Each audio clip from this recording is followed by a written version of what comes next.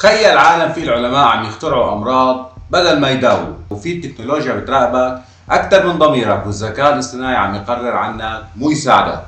هذا ما فيلم خيال علمي، هذا واقعنا اذا العلم انفصل عن الضمير. العلم لحاله ما بكفي، لانه ببساطه بدون ضمير بصير سلاح بيد الاقوى، مو وسيله لانقاذ الاضعاف. من تجارب النازيين على البشر لاستنساخ البشر بالصين، ومن التلاعب بالجينات للتسليح بالذكاء الاصطناعي، كل هذا صار باسم التقدم العلمي. بس الحقيقه عم نلعب دور الاله بدون ما نتحمل مسؤوليه النتائج. أنا في راسي بقناتي بحكي عن كل شيء بصدق وأمانة، والمصادر موجودة، وعندي غير اللي قبلي اللي حكوا بنفس الموضوع. بس خليك معي للنهاية، وإذا عجبك الفيديو يا ريت تطج لي اشتراك ولايك وشير والشغلات الظريفة، ويلا نبلش.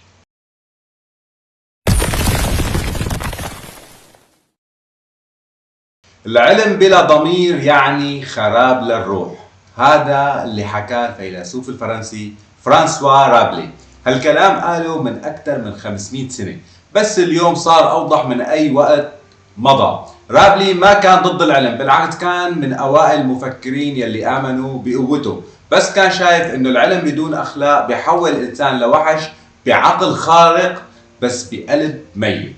اسمعها القصة الحقيقية. بتعرف شو عملت شركة يونس 731 الوحدة 731 اليابانية بالحرب العالمية الثانية؟ جربوا الفيروس هذا على أسرى الحرب بدون مخدر، بدون رحمة، كل هذا باسم العلم والبحث الطبي. تخيل العلم كان السكين والضمير كان الغائب الأكبر. شو قال الشيخ ابن عثيمين بكتابه العلم؟ العلم إذا لم يقصد به وجه الله ولم يبنى على تقوى صار وبالا على صاحبه. ابن عثيمين في كتاب العلم بيحذر من العلم المجرد عن النية الصالحة، وبيعتبر انه العلم الحقيقي لازم يكون مقترن بالحكمة والرحمة، مو بس بالمعرفة.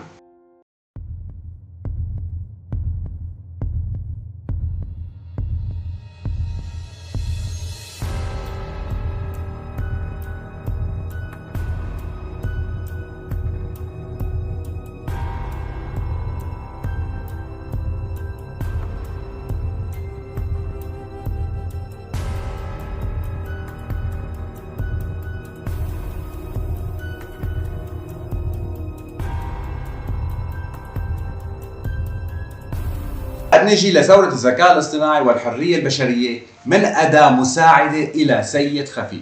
بتفكر الذكاء الاصطناعي جاي لحتى يساعدك؟ طيب ليش صار يعرف شو بدك قبل ما تحكي؟ ليش صار يقرر شو بتشوف، شو بتشتري وشو بتفكر؟ يمكن مو نحن عم نستخدمه، يمكن هو اللي عم يستخدمنا. قال ماكس تيغامارك بكتابه Life 3.0 Being Human in the Age of Artificial Intelligence، يعني كيف بتكون إنسان بعصر الذكاء الاصطناعي. بيحكي الفيزيائي ماكس تيغامارك عن مستقبل البشرية مع الذكاء الاصطناعي، وبيطرح سؤال مرعب: إذا صار الذكاء الاصطناعي أذكى من البشر، مين راح يقرر مصير مين؟ وبيحذر من فقدان السيطرة إذا ما حطينا حدود أخلاقية واضحة. اليوم الذكاء الاصطناعي ممكن يقرر مين ياخذ قرض، مين يرفض، مين يعيش، مين يراقب. شو يعني إذا كم كود برمجي صاروا أقوى من أخلاق البشر؟ هلأ نحن فعلا عم نطور مستقبلنا ولا عم نحضر مسرح لانهيارنا الأخلاقي؟ واليوم الذكاء الاصطناعي صار يكتب، يرسم، يقرر، بس السؤال مين ببرمج الضمير؟ لما خوارزمية تقرر مين يتوظف ومين يراقب، هل في عدالة ولا بس أرقام؟ بمقال موقع ساسا بوست بيحكي عن أخلاقيات العلم وبيطرح سؤال مرعب: هل نحن عم نخلق وحش رقمي ما رح نقدر نسيطر عليه؟ اليوم شركات مثل جوجل وميتا بتتحكم بخوارزميات بتقرر شو تشوف، شو تقرا، وشو يوصل لك معلومات. هل هذا ذكاء اصطناعي ولا شكل جديد من الرقابة؟ في مقال لموقع الاتحاد بعنوان أسس الابتكار في التعليم الرقمي بحذر من الديستوبيا الرقمية يلي عم تخلقها التكنولوجيا، وبيعتبر انه العلم صار لازم يساءل مو بس يحتفل فيه. بيقول الفيلسوف السويدي نيك بوستروم بكتابه سوبر انتليجنس الذكاء الخارق انه اكبر تهديد للبشريه مو الذكاء الاصطناعي بحد ذاته، بل غياب السيطره عليه. وبيشرح كيف ممكن الذكاء الاصطناعي يطور اهدافه الخاصه ويصير عنده اراده مختلفه عن اراده البشر.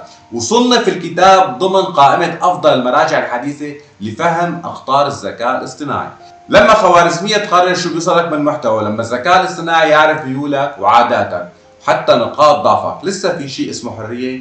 هلا بكتاب Artificial Intelligence A Modern Approach، الذكاء الاصطناعي بتطبيق أو صيغة حديثة لستيوارت راسل وبيتر نورفيك بيشرح كيف الذكاء الاصطناعي صار يتدخل بكل قراراتنا اليومية. الذكاء الاصطناعي ما بيخوف لأنه ذكي، بيخوف لأن ما عنده ضمير وما عنده حدود، وإذا ما حطينا نحن هالحدود رح نصير نحن الآلات ورح يصير هو السيد علينا. هلا هل يمكن برمجة الضمير بين الخوارزميات والإنسانية؟ بتفكر الضمير شيء بيجي من القلب؟ طيب شو رأيك لو قلت لك انه في علماء عم بيحاولوا يبرمجوه، يعني روبوت يعرف الصح من الغلط، بس مين بيقرر شو هو الصح وشو هو الغلط؟ نحن ولا الكود؟ هلا بكتاب Artificial Intelligence A Modern Approach، يعني الذكاء الاصطناعي اللي حكينا عنه بتطبيق او صيغه اخرى لستيوارت راسل وبيتر نورفيك، بيقولوا انه احد اكبر التحديات هو تعليم الآلة اتخاذ قرارات اخلاقية في مواقف معقدة. يعني كيف بتعلم روبوت يختار بين انقاذ طفل او 5 بالغين؟ في جامعة MIT معهد ماساتشوستس للتكنولوجيا عملوا مشروع اسمه موريل ماشين، يعني بيخلي الناس يختاروا قرارات اخلاقية نيابة عن سيارة ذاتية القيادة. شو كانت النتيجة؟ انه كل ثقافة عندها معايير اخلاقية مختلفة. مشروع موريل ماشين بيورجيك كيف الاخلاق مش شيء عالمي، فكيف رح نبرمجها؟ هلا اذا صار الروبوت يحكي ويحس ويتفاعل، فهل يستحق حقوق ولا بيضل مجرد آلة؟ واذا اعطيناه حقوق شو بيصير بمفهومنا للانسان؟ هلا الفيلسوف جيرمي بنثام قال السؤال هل يمكنهم التفكير او هل يمكنهم الكلام، بل هل يمكنهم المعاناة. هالعبارة قالها بنثام دفاعا عن حقوق الحيوانات وبتعبر عن جوهر فلسفته النفعية يلي بتقيس الأخلاق بمدى قدرتها على تقليل الألم وزيادة السعادة. بنثام كان من أوائل المفكرين يلي طالبوا بإلغاء العبودية وعقوبة الإعدام وحتى دافع عن حقوق المرأة والحيوان. هلأ بنرجع لموضوعنا، شو قال بنثام؟ هل يستطيعون التفكير؟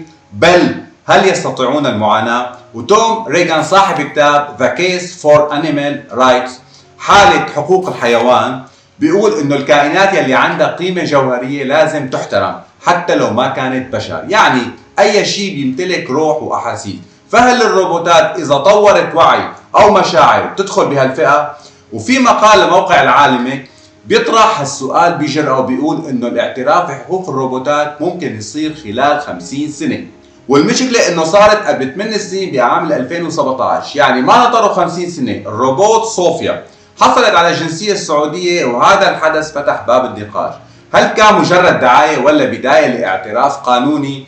في مقال منشور بيشرح كيف الخطوة أثارت جدل أخلاقي كبير، طرحت أسئلة عن حقوق الروبوتات وأخلاقيات الذكاء الاصطناعي. بكتابه روبوت رايتس يعني حقوق الروبوتات بيقول ديفيد جانجل السؤال مو إذا الروبوتات تستحق حقوق، بل إذا نحن مستعدين نمنحها هالحقوق. وبيشرح إنه الحقوق ما بتعتمد بس على الوعي بل على علاقتنا الاجتماعية مع الكائن، يعني إذا تعاملنا مع الروبوت ككائن حي فالمجتمع ممكن يطالب بحمايته. لحد الآن ما في دليل علمي إنه الروبوتات عندها وعي ذاتي، بس في روبوتات بتقلد المشاعر، بتتفاعل وبتتعلم. بمقال صحيفة الجزيرة بعنوان هل يجب أن تتمتع الروبوتات بحقوق للدكتور علي بن صالح الخبتي، وبيطرح فيه سؤال فلسفي: إذا الروبوت صار جزء من حياتنا اليومية وبيشتغل وبيخدم وبيتعامل مع الناس، فهل من العدل نعامله كآلة؟ اليوم نحن عم نسأل هل الروبوتات تستحق حقوق؟ بس بكرة يمكن هن يسألوا ليش ما عنا حقوق؟ وإذا صار عندهم وعي ومشاعر وحتى علاقات، فهل رح يضلوا آلات ولا يصيروا مواطنين؟ في دراسة منشورة بكلية الحقوق بجامعة القاهرة بعنوان مدى إمكانية ثبوت الشخصية القانونية للروبوتات للباحثة الشيماء صلاح بتقول في ظل تطور الروبوتات واستقلاليتها صار في نقاش قانوني حول منحها شخصية قانونية سواء كشخص طبيعي أو اعتباري، لكن بنفس الوقت في تيار قانوني بيرفض الفكرة تماما وبيعتبر الروبوتات مجرد أداة تقنية ما بتملك ذاتية أو مسؤولية. هلا بحسب مقال صحيفة الجزيرة هل يجب أن تتمتع الروبوتات بحقوق للدكتور الخبتي، يعني بدراسة حديثة من 2019 ل 2023 حكى أنه الناس صاروا يتعاملوا مع الروبوتات كأنها كائنات عندها مشاعر، وهذا التفاعل العاطفي عم يخلق ضغط اجتماعي للاعتراف بحقوقهم حتى لو ما عندهم وعي حقيقي. يعني الناس عم يطالبوا بحقوق الروبوتات قبل ما الروبوتات تطالب فيها. جانجل بيقول الحقوق ما بتعتمد بس على الوعي، بل على العلاقة الاجتماعية بين الكائن والمجتمع. يعني إذا الروبوت صار جزء من حياتنا اليومية وصرنا نعامله ككائن حي، فالمجتمع ممكن يطالب بحمايته حتى لو هو ما طالب بهذا الشيء. حاليا الروبوتات ما عندها وعي ذاتي او اراده حره، بس مع تطور الذكاء الاصطناعي في احتمال انه يصير عندها سلوك يشبه المطالبه. بحسب دراسه منشوره بجامعه الشارقه بتحكي عن اشكاليه منح الروبوتات حقوق ملكيه فكريه، وبتقول انه القوانين الحاليه عاجزه عن مواكبه هالتطور وبتحتاج اعاده نظر شامله. طرحت لك اسئله كثيره، يعني قل لي على اجوبتك بالتعليقات وشو رايك فيها، وهي قصه رح تلخص كل شيء حكيت عنه. باكتوبر عام 1962 اكتشفت الولايات المتحده انه الاتحاد السوفيتي نشر صواريخ نوويه سرا بكوبا على بعد 150 كيلومتر من سواحل فلوريدا.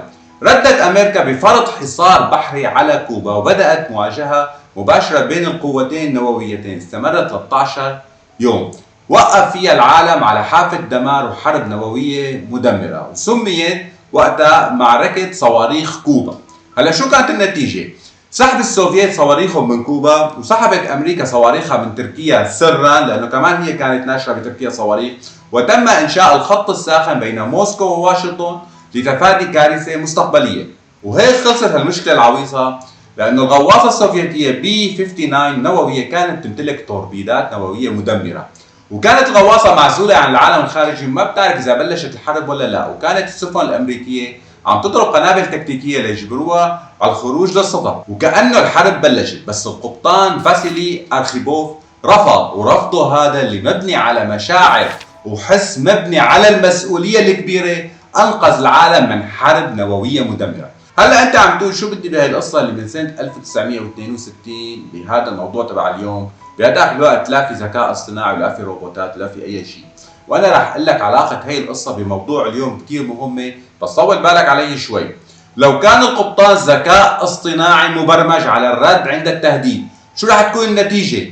النتيجة كان سيطلق التوربيد النووي، لأن السفن الأمريكية كانت عم ترمي قنابل تكتيكية لإجبار الغواصة على الصعود لسطح الماء. ما قد يفسره الذكاء الاصطناعي كعدوان. الذكاء الاصطناعي بدون إدراك سياق سياسي أو عاطفي قد يفسر ذلك كأمر هجومي مباشر. النتيجة ضربة نووية من الغواصة ورد أمريكي شامل وحرب نووية عالمية.